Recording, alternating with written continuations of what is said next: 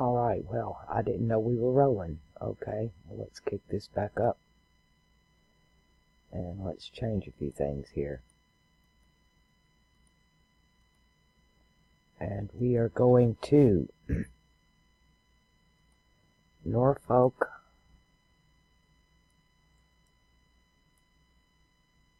Virginia, United States. And there we are. And our time. We're going to March the 4th, 1966.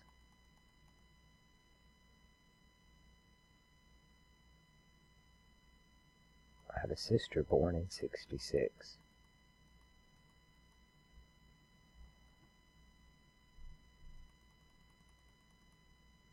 Three and 4.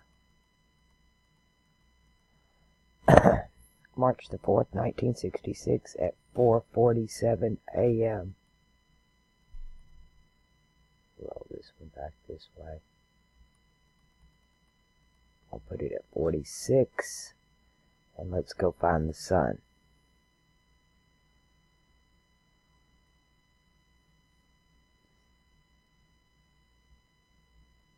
Since we know where we are, I'm getting rid of this one, but I'll leave the date over here because we're going to use it to manipulate the time. Ah, what a beautiful Aquarian you are, and look at that lineup. Saturn, Mars, Mercury. Let's turn this off for a second. You've even got Venus on the head of that goat. Oh my goodness. These get more interesting every day. Your sun is conjunct Fomalhaut. Isn't that beautiful? The last chart I did, Saturn was sitting right here, conjunct Fomalhaut. But your Saturn is still in play in Aquarius. I mean, everything I talk about is about Aquarius, Saturn ruling Aquarius and what it means, and it's all about astrology. And that should be your thing. Saturn is the planet that tells you what you need to learn. Where your Saturn is located in your natal chart defines what lesson you're here to learn in this alchemical wheel. Venus on the head of that goat. Venus rules fixed earth of Taurus. Look, she's wearing it like a crown. I've never seen that. Listen to me. These two stars here in Capricorn are represented in the story of the Jedi, where Anakin Skywalker goes into the temple and kills the younglings. The names of these stars are called the Jedi. It's where they get the Jedi from. And they translate to the lucky ones of the slaughter. And I know that sounds harsh, but to have your heart, that's your heart. It's like saying your heart will be spared. You won't, your heart's going to be spared. I mean, I've never seen the goat wear Venus like a crown. I've never seen anybody's chart that had this. And immediately I can resonate with it because I'm Capricorn. I've got Venus over here in Aquarius, and that's really one house, both ruled by Saturn. So I know how important your heart is to you, being an Aquarian. Wow. So, and then here's Mercury as well over here, but him and Mars are in water. What this says to me, just looking at this right here, is Saturn, Venus, and Mercury rule heaven and earth. Even though Mercury, which is your commerce, and that's trade, not to be confused with money. It is trade, commerce, communication, and travel is all in water. Jupiter rules this. Mars is happy to be here. He's always happy to hang out in Jupiter's houses. Mercury's not happy being there. And your speech probably reflects that. I consider this the New Testament. Alright? Pisces itself, it's all about religion. This star here is the tie that binds, and Jupiter is in Egyptian is the Horus that binds the two lands. He's the lie that connects these two books. And, because they are two different gods. And here he is, your beliefs over the moon pillar and fixed earth. This is Venus's house. And it's over the moon pillar, which is Rigel. Let's turn this off so you can see this. I'm going to do something real quick and put this, oops, in the Egyptian. You need to see this in the Egyptian. Okay, and we don't have art for the Egyptians. We have to use this. And he is Sa, the great wizard. This is where you get Sophia from, the great wizard. And he points to Aldebaran, but then you have that lineup right there. And so he's the advisor. This is what Jupiter does. Jupiter talks about religion, ideology, philosophy, mysticism, intuition.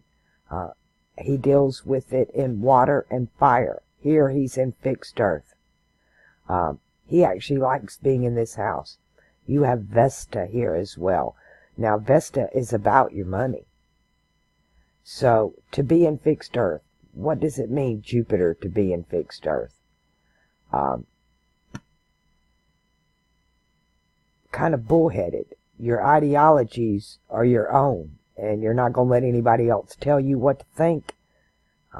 You go make up your own mind. You're not easily led down the garden path because, ooh, what did I do there? Oh, I did it right. You're not easily going to be led down that garden path. And he sits between the horns of the bull.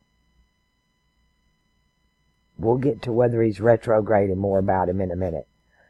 Here's a good one. The moon is at 89% in its own house. Cardinal water. This is at the bottom of the cardinal cross. We'll get to your cross in a minute too. Uranus in Leo. Uranus is the planet of outer transformation, and it is a generational marker. So when it moves through, it changes whole groups, not just individuals. And it's the outer transformation in your life. You were born in 66, so I can go ahead and tell you now, your Pluto is sitting here with it. People with Uranus and Pluto and Leo are the people who started the fire. You want to know who started the fire? This generation did. We just experienced the eclipse in all of this that affected this transformation. And Pluto is now in the fire of Sagittarius. That means that it is completing its first jump on the alchemical wheel from one fire sign to the other. It's moving from fixed fire to mutable fire. And that means change, dealing with your shadow work, your subconscious, the dark things we lie to ourselves about, our self-delusions, the things other people see in us that we don't see in ourselves, like being Miss Phony Baloney. You make a video and you're one person, but or you talk on the phone and you're one person, and then when you get off you're somebody else. You're not the real deal. It's dealing with the real deal. And why we do that shadow work, why we represent ourselves fictitiously. Because he's over here in the fire right now telling us. And then he's going to meet right here where your Venus is. Let's check Neptune before we do retrogrades, and we'll start with Neptune. Neptune is about your future. Okay, I already knew this. I don't even know why I bothered. Your future is the wisdom of the heavens. It is. You are fixed air. This is cardinal air. This belongs on the cardinal cross, and it is one of the greatest hidden symbols of all time. You will notice the serpent here. I want to go ahead and do this because I don't know if you've seen it or not. In the Arabic, this sign doesn't even exist. They hid it. And one zodiac, it was an eagle with that serpent. And in the other zodiac, it was the woman with the serpent in her hand, representing the changing of these two ages. But Julius Caesar took it out, took the eagle out, put the Persian scorpion there, and then turned the serpent that even the Persians hid into the balances. But it represents the wisdom of the heavens. Let me change that back over to here so you can see that. It's the kite. That's why the Jewish people like to call themselves kikes. This is ruled by Venus as well. So you have the femininity there and a masculine sign, but it is truly the wisdom, the hidden wisdom of the heavens. It's not just the wisdom, it's the hidden wisdom. Secret knowledge. That is your future. Let's see if it's retrograde. It's an outer planet, generational markers. This is not just for you, this is for your whole generation, which is a group of 20 years. It's a outer planet, so we have to move by months, and it's retrograde. Actually, that's a good thing, because Neptune retrograde means you're a daydreamer. And, you know, that might hinder you in places like your job or at school, but when it comes to manifestation, it's a prerequisite. You must be a daydreamer. You must have an imagination. And this is how all this works. Willy Wonka told you, it's all built on pure imagination. And you have that quality about you. And like I said, those two sides to that coin. You stare out the window at school, didn't pay attention, get lost, because you're all off fantasizing in your mind. That's the child in you, and that will return for you. And that has to do with Saturn. We'll come back to that. Let's stick with the outer planets and see about Uranus, whether or not is retrograde. Okay, let me stick to my times here. Let me back this up a few minutes because it is running. Bring it to 46. We're at 3/4/66, and we're going to jump ahead by months because it is an outer. Okay, well, right there already. Uranus, you're rebellious. And that kind of shows over here with the Jupiter in Taurus. You're not going to tell me what to think. That's what that says. And Uranus being retrograde in Leo, you damn sure ain't going to tell you what to think. Yeah, you make up your own mind. I'll say that. Let's check Pluto.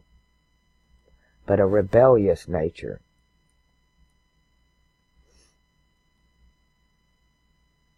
And I'm on. All right, got another one. My goodness, the last chart I did didn't have a single retrograde. And already you have 3. This is another good one, actually. Because Pluto to be retrograde here, you might be rebellious and you might daydream a lot, but you end up winning the damn arguments. You automatically win. It might even look like you're losing, but later on down the line, you'll find out something that, yeah, you did win after all. This is how other people see you, is the moon. They don't see you as the Aquarian. They see you as this. What is this? This is about home, water, the moon. It's about home life. You are the homebody. You keep the home fires burning. That's what they see. You keep the home fires burning. You make it all happen. You're the glue that makes it all happen. And you're at 89%. Let's move up by hours here. Yeah, almost coming to a full moon. Yeah, so, and let's drop it back just a minute, because there it is. We can even zoom in on it. in this constellation of how other people see you are two stars that represent the two donkeys. It is also a beehive here. So you might like honey or be associated with bees. Sometimes like even flowers and stuff that attract bees. But then the donkeys, right, the workhorses, how other people see you, homebody. And the moon does not go retrograde. I don't know why Michael Jackson done the moonwalk. It doesn't retrograde, but Mercury sure does, and he was that archetype. Let's see about Jupiter. We have to do him by months. That looks good. Jupiter's okay. I want to check Venus and Mars and Mercury. We can do them by days. Venus is good, Mars is good, Mercury's good, and even Saturn looks good. So I'm going to call that good. All of those are moving forward. So no problems there. You ended up lucky because these here can be a problem retrograde. Now you're a night baby, so this isn't actually in the sky when you're born. It's on the other side. You're over here. This is in the sky when you're born.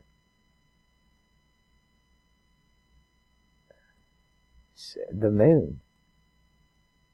Let's put up the ecliptic and see exactly where. Oops. Moon rising. So you're looking at before even moonrise. So this is in the sky when you're born. You're looking at these constellations. And that'll reflect on you. There it is, all by herself. Isn't she pretty? I just love that. I just love that little crown. Let's talk about your cross. That's really why we're here. You're on the fixed cross. Everything I can say about Thalem, I can say about you. Especially with Saturn up in that house.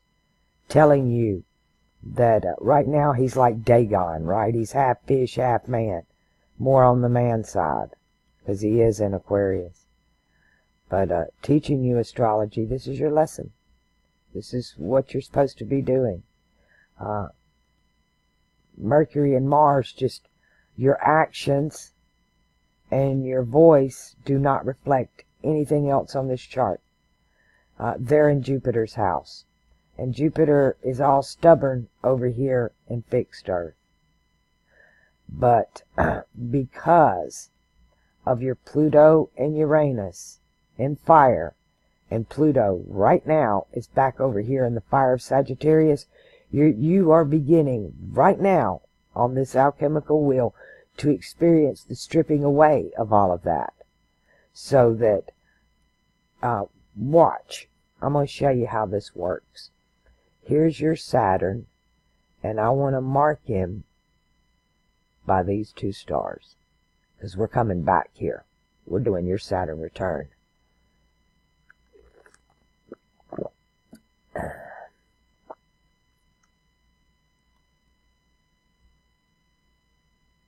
We'll go up to about 2022, somewhere in there.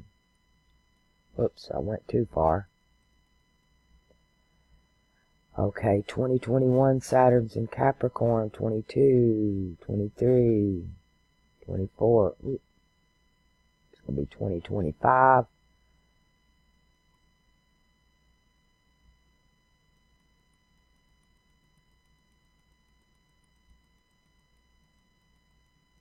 Right there.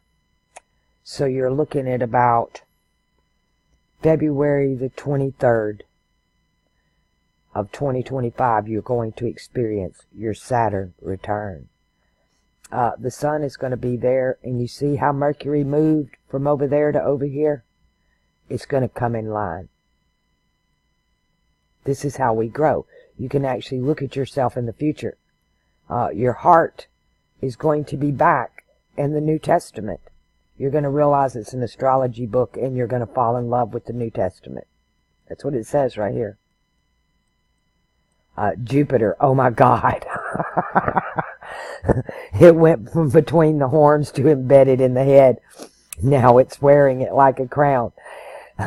Your ideologies are still fixed, but you wear your beliefs, which are definitely the New Testament's an astrology book, and you're going to wear it like a crown. You're going to be bullheaded about it. Nobody's going to tell you different. Your actions are immutable heaven. So there you go. It's all about the changing of the heavens, and that's where you're going to apply your energy and your actions too. This is almost funny of how it reveals itself. Here you go. Now people's going to see you as the philosopher. There it is. This is your Saturn return. You can literally look at it and tell you already win. On your Saturn return, you get to graduate. It says so here. Yeah, I like this. I like this chart. I like that Mercury came out of there and your heart moved in. Your voice moved out and started speaking about the heavens, but then your heart moved back into that book because you realized what it was.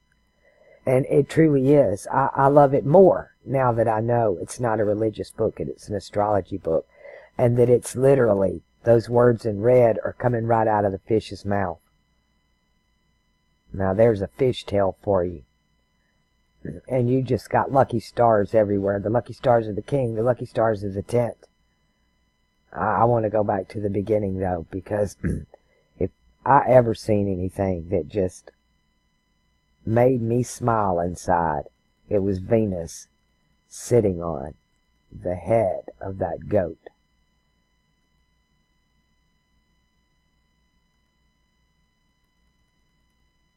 Oops, I'm going the wrong way.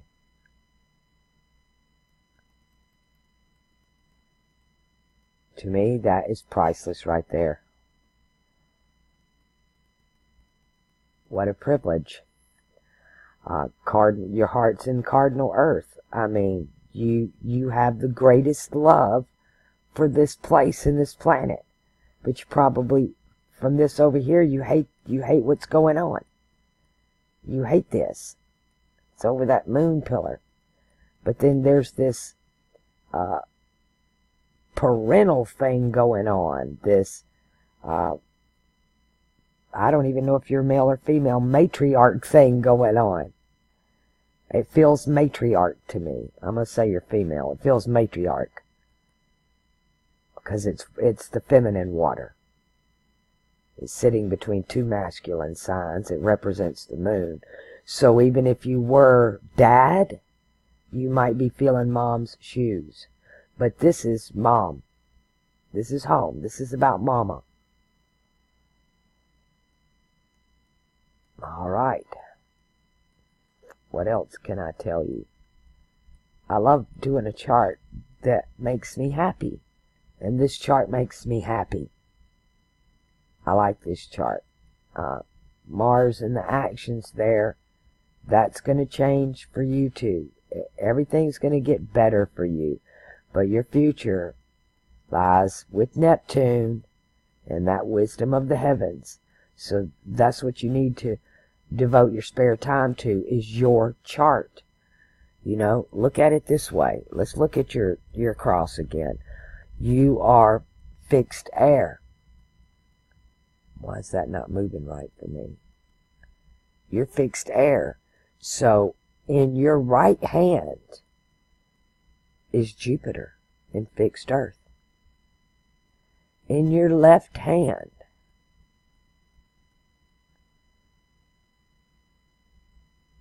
is Scorpio, or actually that eagle. It's an eagle, and it is fixed water. So you wield water magic with your left hand. And you walk on fire. You walk on the sun. You have the sun at your feet. You have the sun and the kings of the earth at your feet. You are of the family of Thalem. And Daddy's home, too. Daddy's in the house. But they see you as Mama. They see you as the homebody. You're like the cornerstone of the home. If you aren't, you will be before your next Saturn return. All right, I hope this helps you. If you have any questions, don't be afraid to ask. Learn what you can about alchemy. Learn what you can about the wisdom of heavens. Keeping it in line with the alchemy, you can't go wrong. It'll always correct itself. It'll tell you if it doesn't belong there. And it'll tell you where it does belong by its attributes, its characteristics. All right. Thank you for the donation. And commit that random act of kindness every day.